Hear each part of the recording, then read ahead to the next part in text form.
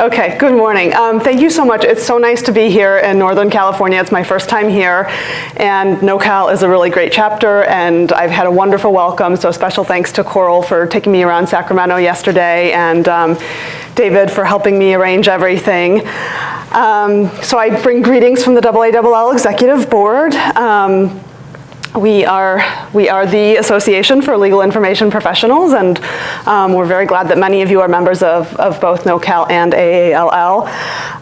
Even though I'm not from the region, NoCal is well known to me as an active and vital chapter in our universe of chapters. So I always like to look up a little bit of the history of the chapters when I go on a visit. So I hate to correct you, David, but NoCal is actually going to be 38 this year. 1980 was 38 years ago. So scary math. No, it's good. So it's still younger than us, so that's something.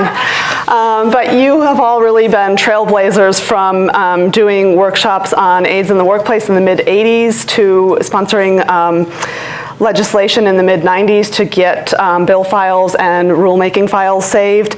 And in 2001, the chapter received an AALL Presidential Certificate of Merit for Leadership in Public Information Policy. So it's all really great.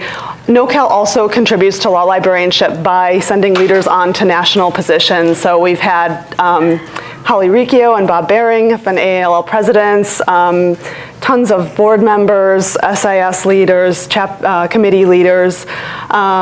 So one of the things I want to say to you is if you haven't been involved yet, do get involved with AALL or with your chapter or on an SIS level. It's a really rewarding experience. There's a lot you can do and learn about how our association works, how we're trying to promote our profession within the legal industry as the experts in legal information. So it's all really important work, and it's also generally fun as well.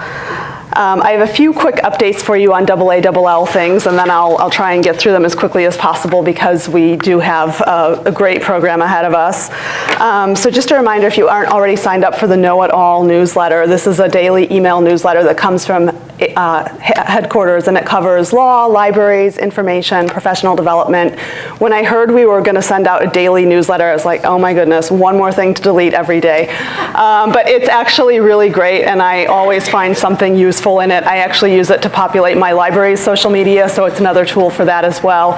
You don't have to be an AALL member to join the listserv, so if you have stakeholders or you're not a National Association member, you can still sign up to get those updates. We're also seeing a really great return on investment of our new branding. When we exhibit at Legal Tech, New York, the Legal Marketing Association, and ILTA, we find that people are really responsive and curious and ask us questions and allow us to deliver the message of why law librarians are so important to the legal field, which has been great. You may also have noticed that the new AllNet has launched our website. We had to change over because our old association management system was going away, not being supported anymore. There are still a few kinks with some broken links in that, but I personally have found it really easy to navigate. And so as part of that, we've also established a knowledge center where we've tried to make it easier to find toolkits, research guides, forms, and things that the different SISs and communities have found. So we've worked with the SISs to help make that more findable across the website. For government relations, we usually like to mention that. I didn't have anything specific on my talking points, but I did notice yesterday we got an email about a new bill to support modernization of the Federal Depository Library Program that AALL is joining ALA in supporting. So you can take a look in your email for that. It came out yesterday, and if you visit the government relations section of the website, you can go to the Action Center and send in a note of support to your congresspeople on that. That would be really great. Another thing that's going on with the association is after 11 years, our executive director is stepping down, so we've just formed a search committee to find her replacement. That was also announced by email yesterday, and further updates will be forthcoming as they continue with the search process. So I'm happy to answer what I know about that if anyone has questions later. And then one more thing to watch for that's not out in your email yet, which is we are doing a State of the Profession survey to try to document the current landscape for all 3 types of libraries and to provide some benchmarking in technology, collections and resources, training, staffing, and leadership.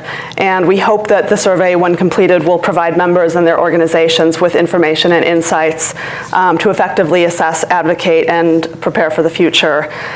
So wide participation is going to be really important to that, so watch for that link in April and make sure that your organization is represented in the data for that project. The last thing I want to mention is our annual meeting, which is coming up in July 14th to 17th. We'll be in Baltimore, Maryland, and the theme is going to be From Knowledge to Action. We've got a really great lineup of educational programming. I just looked at it for the first time in preparation for this meeting, so we have topics from artificial intelligence, working with data, demonstrating your value, FCIL and metadata work, remote working, disaster planning, APIs, knowledge management, race and bias and instruction, research algorithms, research training, so there should be something there for everyone. We'll also see the return of Cool Tools and the Innovation Tournament from last year, which was a great success and got us some good press in the larger legal industry. Our keynote speaker is going to be John Waters, the iconic filmmaker and sort of Baltimore legend. And people are really excited about that. If you only know John Waters from his sort of wacky film persona, you should also know that he's a really avid library advocate. He's an outspoken reader. He's a First Amendment advocate. And he's an author. He's also keynoted ACRL in the past and was very well received. So we look forward to seeing what he has to say to us, and I hope to see many of you there. There is a sample memo on the conference website. If you need help making the case to go to your employer, we can help you with that. And there's also an early registration discount if you register before June 1st. I think that's all I have to say. I'm happy to chat with people during breaks, answer questions if you have them about the association, about getting more involved. You can ask me, you can ask anybody you know who's been on the board. I'm looking at John Adkins down there who recently got off the board. Jean Willis is another AALL board member at the moment, and Diane Rodriguez is one of our past board members, so all people you can ask about that experience. But I hope you'll get more involved, and I'll stop talking now because we have a great program. Oh, Mark Estes, thank you. I knew if I started naming names, I would forget people. Yes, Mark is another person, and I don't know if the call for editors for Spectrum is still going on, but Mark was formerly the head honcho of Spectrum. I can't remember the exact title, but Mark can also answer questions about that. So thank you, everybody, and enjoy the program. Thank you, Meg. Thanks.